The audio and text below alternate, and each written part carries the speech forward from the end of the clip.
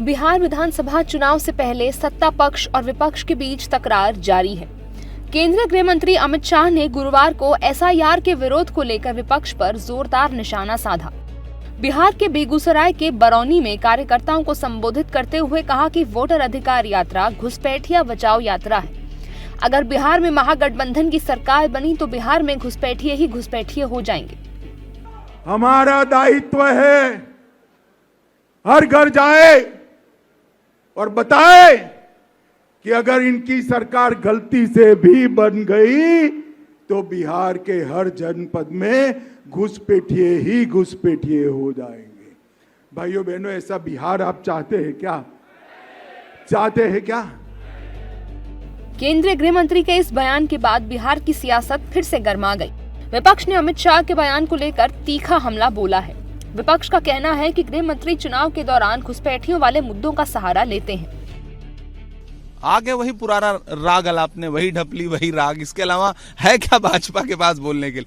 यही राग उनका झारखंड में था, यही राग उनका असम में है, यही राग उनका दिल्ली में था। सबसे महत्वपूर्ण तो यह है कि जहां खुद गृह मंत्री जी रहते हैं उस दिल्ली में भी उनका यही भाषण, एक रटा रटाया भाषण है। तो ये लोग हास्यास्पद स्थिति खुद ही अपने का बनाते हैं। 22 साल से 20 साल से सरकार बिहार में गठबंधन, भाजपा गठबंधन, देश में इनकी सरकार, तो घुसपैठिए इनके मन से आते हैं क्या? इनके साथ कोई सांठगांठ ही होगा ना, आते हैं तो जो सांठगांठ करेगा और भाषण भी देगा, मतलब गजब है। विपक्ष द्वारा अमित शाह के बयान पर हमलों के बीच लोक जनशक्ति पार्टी सांसद शांभवी चौधरी ने अमित शाह के बयान को सही ठहराया है और विपक्ष पर घुसपैठियों को पनाह देने का भी आरोप लगाया है।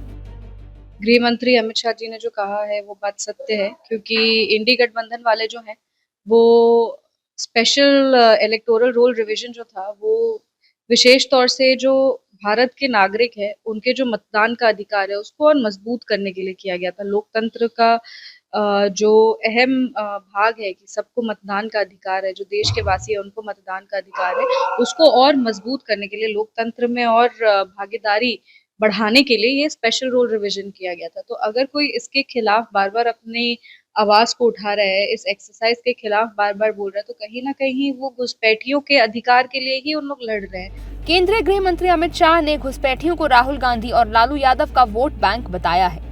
साथ ही उन्होंने बिहार के लोगों को नीतीश सरकार द्वारा किए गए कार्यों की भी याद दिलाई है।